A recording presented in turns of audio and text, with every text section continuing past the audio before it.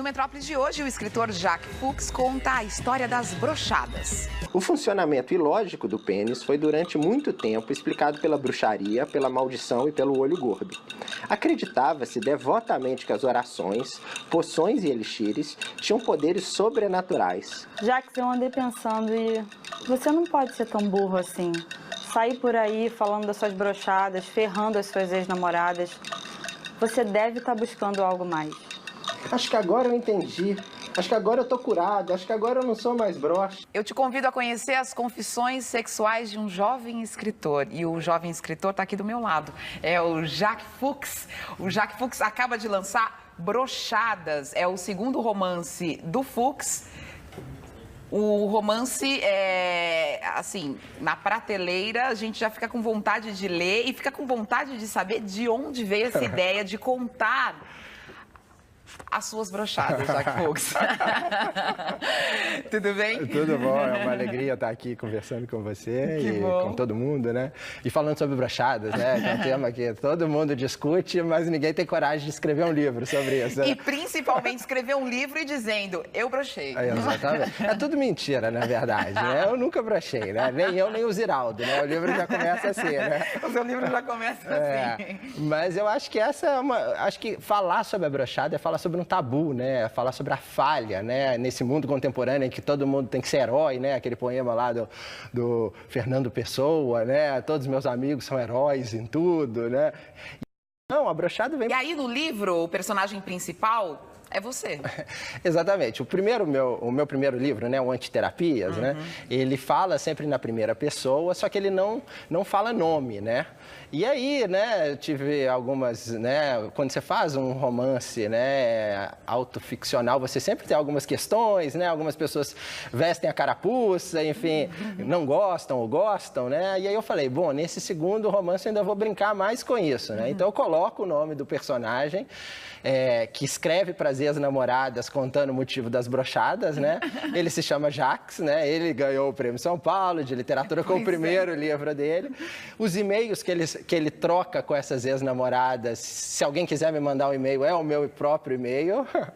Então, ele vai levando isso, quem sabe, ao extremo, né? E aí, o que acontece? O Jacques, ele tá escrevendo sobre as próprias brochadas, esse escritor, e cada capítulo é uma mulher.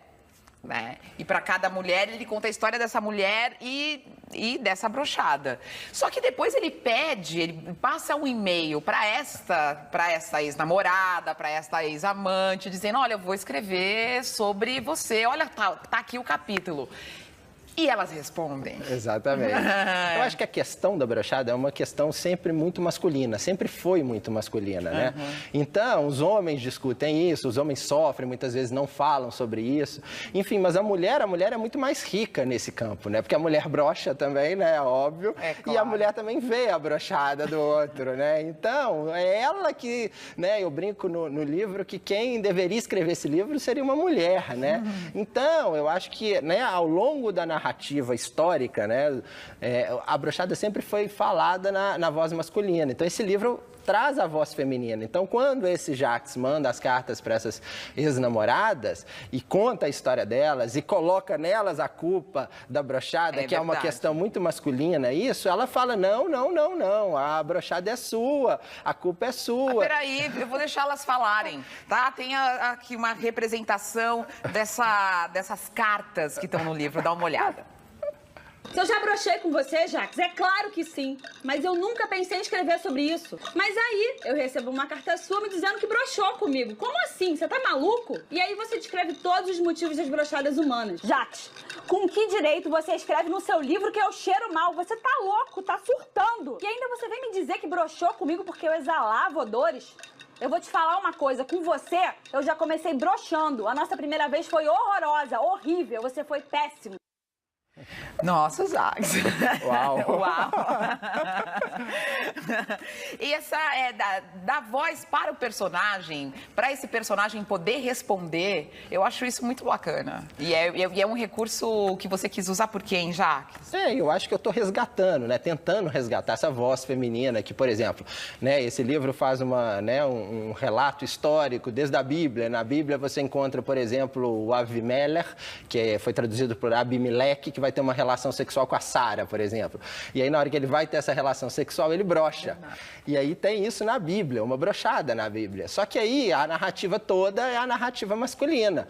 Mas eu fico imaginando o que essa Sara sentiu, né? Se ela existiu, mas o que ela sentiu com essa brochada histórica, né? O próprio Santo Agostinho fala de uma brochada, né? Ele fala que Adão e Eva, quando viviam no paraíso, Adão podia ter ereção quando quisesse, né? Mas quando Deus pune os dois, né? Em função do pecado, o que acontece com Adão é a brochada. Só que o que será da Eva, né? Eu quero pensar nisso, eu quero pensar nessas mulheres. E você deu 2 exemplos que estão no seu livro, e a gente tem muitos outros exemplos, porque você pesquisou e você foi atrás de tudo isso como? Porque não dá para você colocar brochada no Google e vir a história. É um pouco mais profundo do que isso. Eu estava fazendo meu pós-doutorado nos Estados Unidos, trabalhando com essa questão do testemunho, que é essa escrita traumática, mas né, nos meus momentos alegres, né, eu fui brochando, né, brochava teoricamente, na prática, né, enfim, e a biblioteca fantástica, né, a biblioteca de Harvard. Então você encontra tudo, né, então acaba que você acha uma referência. A primeira vez que eu li sobre esse tema foi num pé de página no Mal-Estar da Cultura, ou da Civilização do Freud, que ele fala que quando a gente levanta, né, quando um homem se levanta, ele recalca o cheiro e privilegia a visão. Mas ao recalcar o cheiro, quando você vai para a cama de novo, esses cheiros aparecem, volta. né? E quando você está falando quando ele se levanta, é quando ele fica... Vira bípede, né? Isso, exatamente. Essa posição aqui ereta, quando a gente vira bípede. Literalmente, ou não ereta, né? Gente, por que eu falei isso? Sabe que na hora que eu estava pensando na entrevista, eu falei, eu não vou falar a posição ereta. Então, eu vou resgatando, né, essa posição, essas questões todas. Porque essa questão do cheiro, você cita muitas vezes. E o personagem Jacques aqui, ele realmente tem um problema muito grande com isso, velho. Na verdade, existe um estudo na Nature, né, na Science, publicado, que fala, né, dessas questões, né? Talvez pessoas que são bons doadores de órgãos não sejam bons parceiros sexuais. Então, eu vou juntando essas explicações todas. E isso tudo lá na biblioteca você acha uma referência. Depois você acha outra. Aí depois eu fui começando a ler a literatura feminina também, a Hilda Hilst, né, que está sendo resgatada agora na literatura brasileira, que é uma das grandes, né? Ela também fala disso em alguns momentos, né? A epígrafe do livro começa diante de uma brochada, né? Uma personagem dela fala assim, que bom que as pessoas têm língua e têm dedo, né? Pronto, então é genial. O próprio Carlos Drummond de Andrade tem um poema que se chama Ontem, né? Que é maravilhoso, até hoje perplexo ante o que murchou e não eram pétalas. Então, né? E aí você vai buscando todas essas referências de sexualidade, de prazer, de libido, na história, na religião, na psicanálise, tá tudo ali. E assim, um conhecedor, né, profundo dessas obras vai entender que tem essas referências, mas uma pessoa, né, um leitor que está lá se divertindo vai chorar de rir, né? Ou vai lembrar do momento, vai ficar incomodado. Olha, eu ri alto, e muitas vezes eu ri alto, mas também pensei bastante e refleti, não me concordei com esse personagem, que tem... Gente, tem uma coisa ridícula. Tem coisa mais ridícula de você dar nome para o órgão sexual? Pois o personagem dá um nome para o órgão sexual, que é o Jacozinho. Isso, inclusive, é um dos motivos das brochadas femininas e masculinas, né? Porque o livro abre com uma tentativa de esgotamento dos motivos das brochadas masculinas e femininas, que é uma referência a um livro do Georges Perec, que ele senta numa praça em Paris e quer esgotar todas as possibilidades. Então, esse cara também senta numa mesa e quer falar todos os motivos das brochadas. E uma delas é dar nome aos órgãos. Né?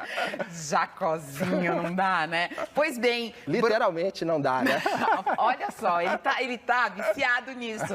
Ele tá vendo, tem duplo sentido em tudo. Brochadas do Jacques Fuchs, é da editora Rocco. Ô, Jacques, muito obrigada pela sua presença aqui. Muito legal ter você aqui. E aí você fica com esse pensamento em casa. O que te brocha? Nem? O que te brocha? Essa é a história, né? Obrigado.